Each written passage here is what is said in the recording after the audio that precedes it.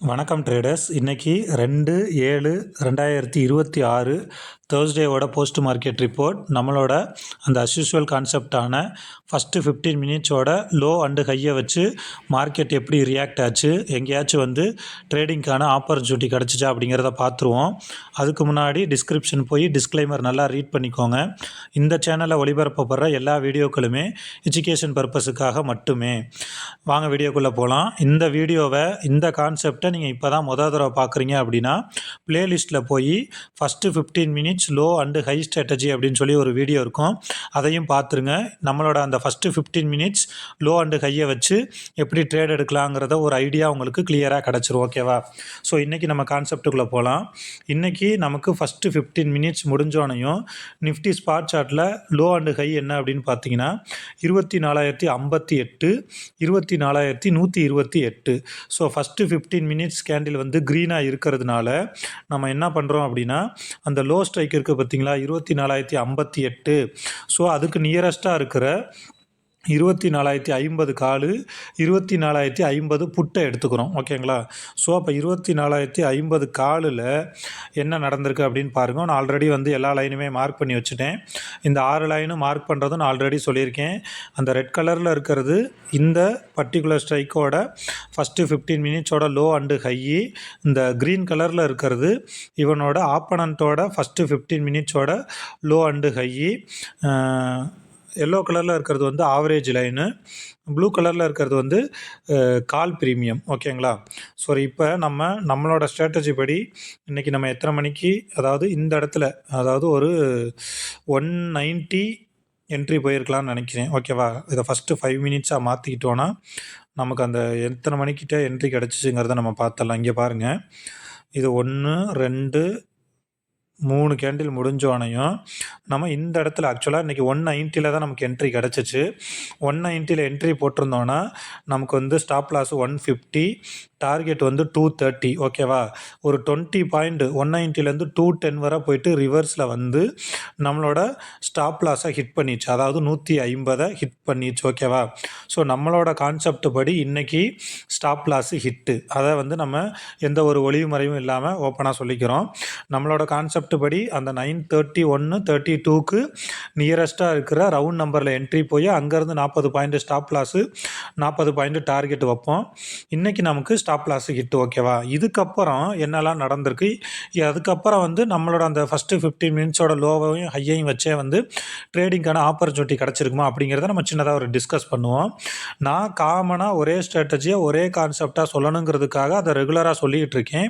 இதை நீங்கள் கண்டினியூஸாக பார்த்து இதில் சின்ன சின்ன கரெக்ஷன், அதாவது இப்போ ஒரு 190 நீங்கள் என்ட்ரி போட்டுட்டீங்க அப்படின்னா இங்கேருந்து மார்க்கெட்டு மேலே போனோனையும் ஒரு 20 புள்ளி மேலே போனோனையும் ஒரு மினிமம் 20 பாயிண்ட்டுக்கு மேலே போனதுக்கப்புறம் உங்களோட அந்த எஸ்எல்ஐ, அதாவது நீங்கள் 40 பாயிண்ட் எஸ்எல் போட்டிருக்கீங்க பார்த்தீங்களா, அதை கொண்டுட்டு காஸ்ட் டு காஸ்ட்டு வச்சுருங்க. ஒன்று மேலே போய் டார்கெட் அடிச்சிடும், எந்த பிரச்சனையும் கிடையாது. சப்போஸ் ரிவர்ஸில் வந்துச்சுன்னா காஸ்ட் டு காஸ்ட்டு நீங்கள் எக்ஸிட் ஆகிக்கலாம். உங்களோட கேபிட்டலுக்கு எந்த பிரச்சனையும் வராது. இதெல்லாம் நீங்கள் உங்களோட அனுபவத்தில் சுயமாக யோசித்து நீங்கள் பிளான் பண்ணிக்கணும். ஓகேவா? இங்கே பாருங்கள், அடுத்தது ரிவர்ஸில் இது நமக்கு அந்த ஃபஸ்ட்டு 15 மினிட்ஸோட லோ. சரிங்களா? அந்த இடத்துல இருந்து நமக்கு ஒரு ரிஜெக்ட் ஆகி இங்கே பாருங்கள், கரெக்டாக நீங்கள் ஆவரேஜ் லைனுக்கெலாம் சம்மந்தம் இல்லைன்னு நினச்சிங்கன்னா இதை பாருங்கள். ஆக்சுவலாக இந்த இடத்துல ஒரு கேப் அப்பாக இருக்கா, இந்த கேப்பை ஃபில் பண்ணுறதுக்கு இந்த கேண்டில் கரெக்டாக ஆவரேஜ் லைனில் சப்போர்ட் எடுத்து இங்கேருந்து மேலே போயிருக்கு. ஓகேங்களா?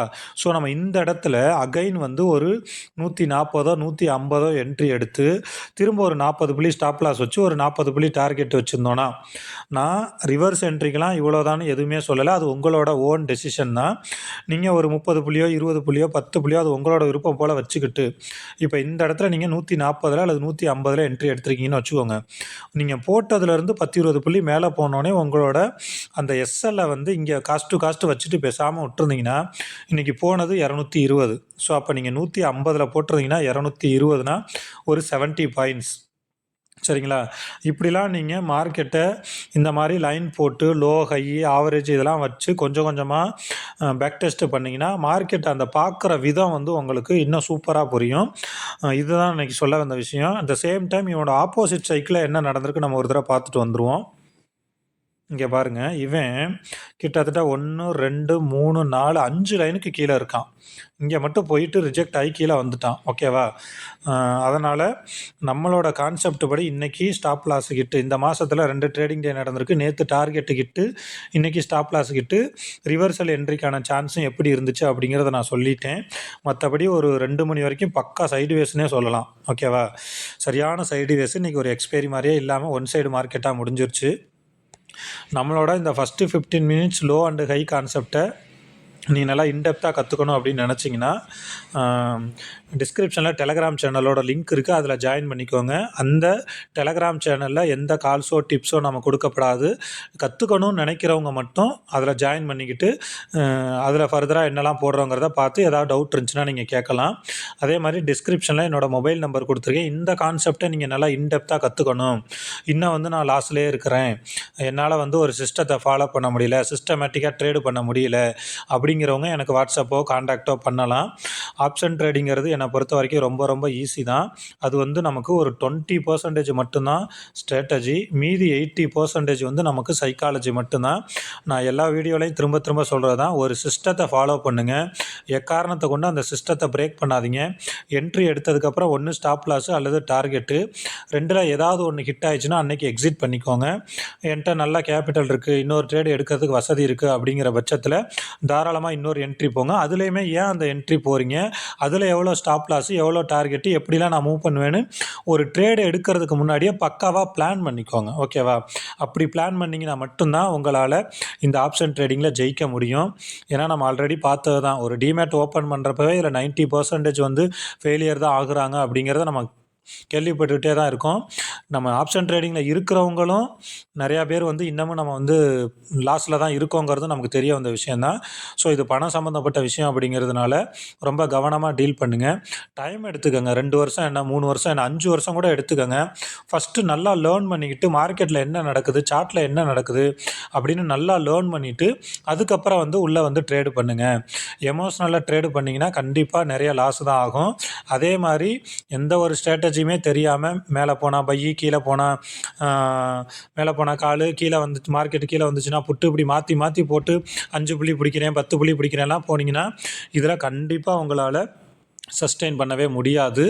ஏன்னா நம்ம மார்க்கெட்டுக்கு முன்னாடி ஒரு பிளானோட போவோம். ஆனால் மார்க்கெட் ஓப்பன் ஆனதுக்கப்புறம் என்ன பண்ணுறோன்னு சில நேரம் நமக்கே தெரியாது.